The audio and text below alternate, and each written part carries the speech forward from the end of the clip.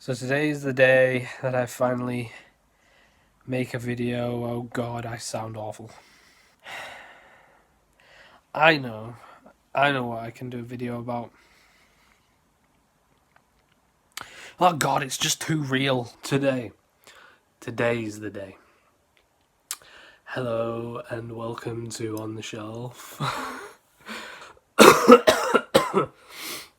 Nope. Okay, we got this. We got this time. Here we go. Manga Wars.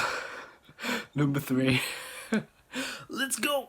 Nah, no seriousness, I think we're gonna wait. Let's just do the time thing where we go diddly-doo, diddly-doo, diddly-doo. Hi guys, and welcome back to On the Shelf. I'm really sorry that I've been gone for such a long time. I didn't really intend to be gone for this long. Some of you might know that I have been on holiday for a while, so that was one thing. I recently had a birthday and I went away. And then when I came back, I got really sick for a while, so that probably explains the montage that you saw at the beginning of this video where I continuously tried to film some stuff and it just wasn't happening. But yeah, I'm glad to be back, and I'm coming back with a doozy of a review for you guys. So I'm really excited to be reviewing this book.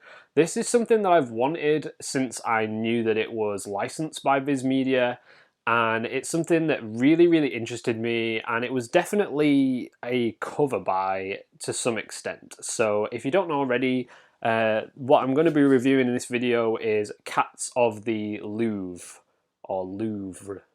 Louvre? This is actually one of the prettiest books that I've probably owned in my entire collection, and it's got pride of place on my shelf. Now, before I go any further, you will notice that there is a huge gap here on my shelf. I've actually bought 2 new shelves, but the reason that this is completely empty at the minute is for a special purpose, and that's because I have something really exciting coming in the post. I cannot wait to tell you guys what I've got. So if you want to guess, like, by all means, then please comment down below what you think I've bought, but I will just say that it is out of print. That's all I'm going to say, and it's something that I've always wanted. So yeah, enjoy that. That is going to be announced in an upcoming manga haul. So yeah, let's get back to the review. So yeah, Cats of the Louvre, as I said before, it's a beautiful book. So it's got a really nice glossy finish on the top half, and then it's matte on the bottom, and it's definitely something that I can see people getting just as a cover buy. So if you can see, the spine just has this really nice, like, cat's eyes effect going on, and it definitely replicates, in my opinion, like a canvas, like an art canvas. It's supposed to be like a painting, and I thought that was really clever because it ties in with the subject matter of the book. Taiyo Matsumoto is the author of Tekken Kinkreet, and he's also done a lot of other series as well, none of which that I'm familiar with at all, but I know that my good friend Uchu Shelf, it's his favourite series, Tekken Kinkreet. So I had to pick this up when I saw it for that reason as well, and yeah, it went straight on my Amazon wishlist, and to my surprise, my girlfriend got it me for my birthday. So going into it, I knew absolutely nothing about Taiyo Matsumoto other than he was relatively famous for Tekken Kinkreet, which I've seen the anime film a long time ago, and not really ever looked into any of his manga works. So I had no idea what I was getting myself in for, and let me tell you, this is very unique. So let's start with the obvious storyline. So Cats of the Louvre is about cats in the famous, or should I say infamous, art gallery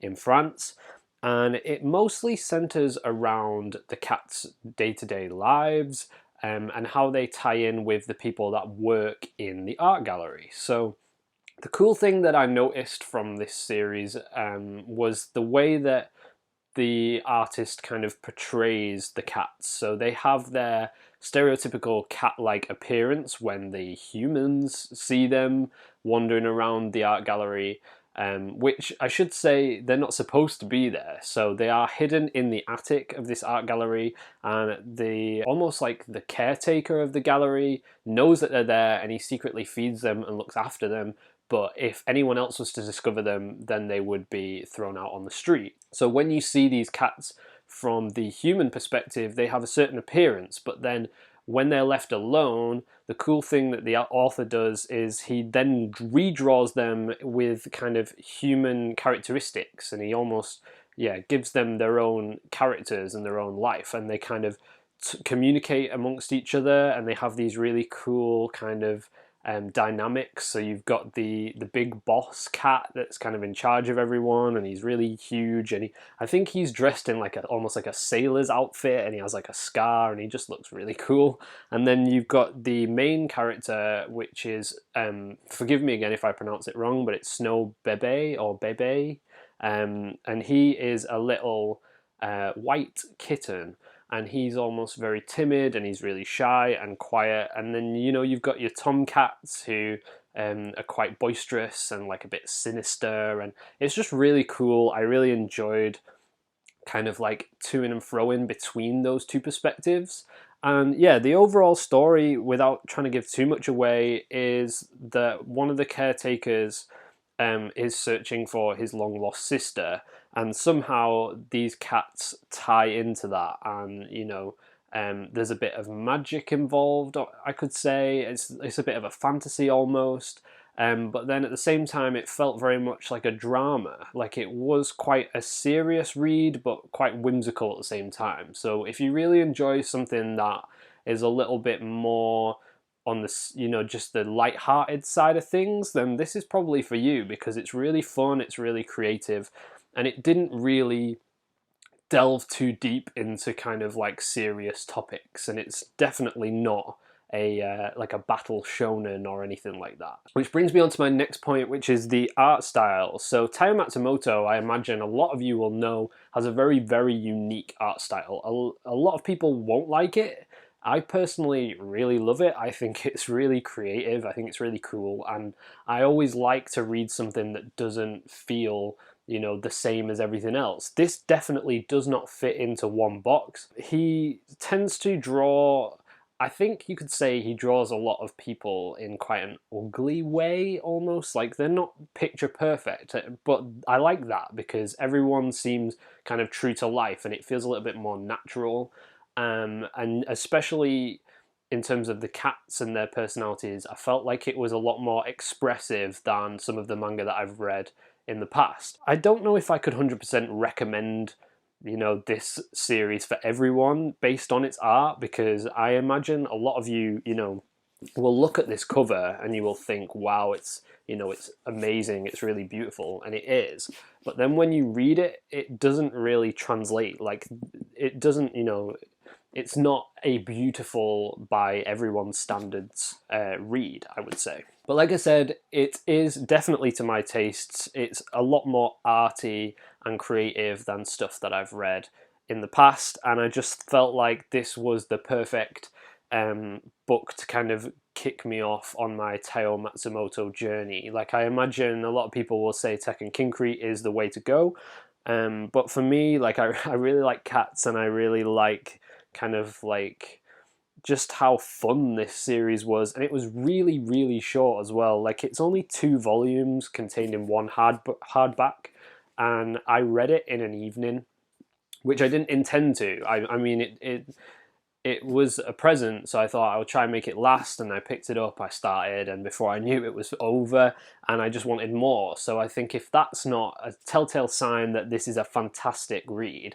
then I don't know what is. So as I said, this was just a quick review. I really just wanted to get a new video out for you guys, let you know what I've been reading, and I've not seen many people talking about Cats of the Louvre, so I definitely think that it's something that more people should be discussing. More people should definitely be reading this, just, you know, to get involved in the discussion.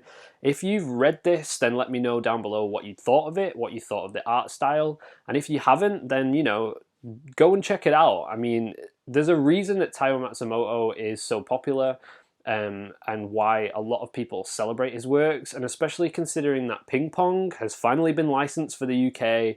We're going to get a hardback version of that, I assume, in one of these really nice Viz signature editions, so you should definitely be getting into Taiyo Matsumoto now. and not be late to the party. So as always, thank you so much for watching, and if you made it this far, then do all the like and subscribe things. But yeah, be sure to check out mine and Uchu Shelf's podcast called Between the Shelves. The first episode we did was all about Inio Asano and all of his works and why we love him so much. And the second episode is coming very soon, as I said, due to illness, and I believe Zach has been ill as well. We've not really had time to kind of get together and create that, but that is coming very, very soon. So I'll leave a link down below if you want to go and check that out. But yeah, thanks again for watching. Thanks again for your continued support, and I will catch you next time.